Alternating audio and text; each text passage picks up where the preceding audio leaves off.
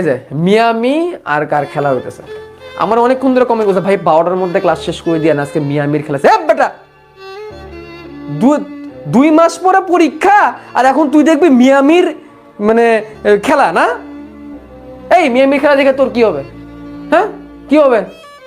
2 টাকা আসবে, রেজাল্ট আসবে? হ্যাঁ মিয়ামির খেলা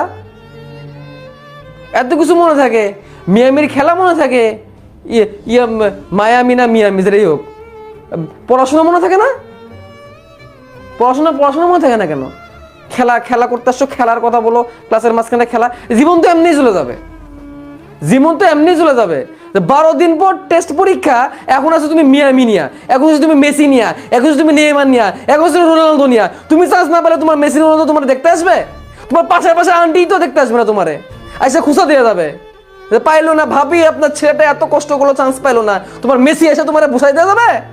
হ্যাঁ নাকি তোমারে রিয়াল মাদ্রিদ বার্সেলোনাতে নিয়ে নিবে, বাংলাদেশ ক্রিকেট টিমের ক্রিকেট তোমার খেলোয়াড় বানিয়ে দেবে? যদি পারো বাংলাদেশ টিমের খেলোয়াড় হইতে তাহলে যাও, যদি পারো ফুটবল বাংলাদেশ ন্যাশনাল টিমের ফুটবল হতে তাহলে যাও, আমি তোমার সাপোর্ট করি। আর তা যদি না পারো এসব ফাইজলামি করো না, এসব ফাইজলামি করে তোমার জীবন চলবে না, এসব ফাইজলামি করে প্লাস হবে না, ফাইজলামি বাদ দেয় এগুলা। কষ্ট করে বলতেছি কথা, বাট খারাপ লাগতে পারে, বাট এটাই সত্য, এটাই সত্য। এসব ফাইজলামি বাদ দাও, এসব ফাইজলামি করে জীবনের সাথে ফাইজলামি করো না, জীবনের সামনে কোনো ফাইজলামি করো না। তোমার মেসি এসে তোমার বাঁচাবে না, তোমার নেইমার এসে তোমার বাঁচাবে না, তোমার এই যে সেই এসে তোমার বাঁচাবে না। উল্টা আন্টি আইসা খুঁজে দিয়ে যাবে, পাশার পাশার আন্টি চান্স পাইল না রে, এ প্লাসটা পাইল না রে। বারবার বলতেছি নিজেরা 5 বছর পর কোন জায়গায় দেখতে চাও সেটা এখন তোমার কাজ বলে দিবে। তখন যাতে আফসোস করতে না হয় যে ভাই ক্লাস করাইছিল আমি যা মায়ামির খেলা দেখছি, ওই আফসোসটা যাতে করতে না হয়, ওই আফসোস যদি করতে না হয় তাহলে এখনই পড়তে বসো, দিন রাত এক করে পড়াশোনা করো, দিন রাত এক করে পড়াশোনা করো, তা নাহলে হবে না।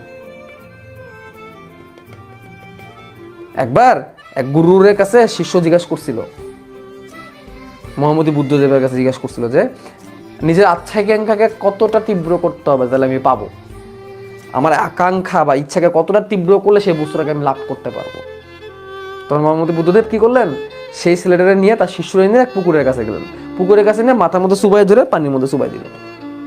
ছেলে তো খারাপ অবস্থা, নাক মুখ ছাড়ার মতো অবস্থা, কোনোভাবে পানি ইয়া করতে পারছে, যেই একটু দম যায় অবস্থা, এই সময় গুরু কি করলো, তার মাথাটা তুললো, একটু দম নিল, সাথে আবার ডুবাই দিল, এরকম 4-5 বার করলো। ছেলের তো একদম যায় অবস্থা জীবন, ঠিক আছে। মাথা চুবাই রাখে, কিছুক্ষণের জন্য মাথা বের করে আবার পানির মধ্যে চুবাই দেয় গুরু।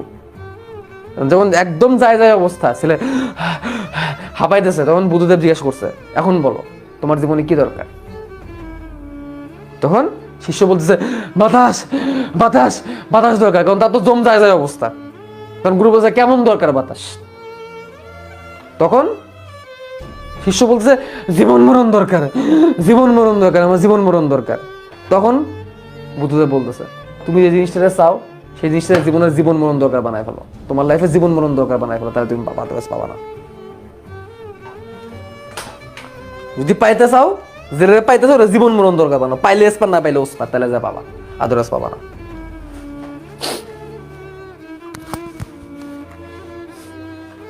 আসো সর্ব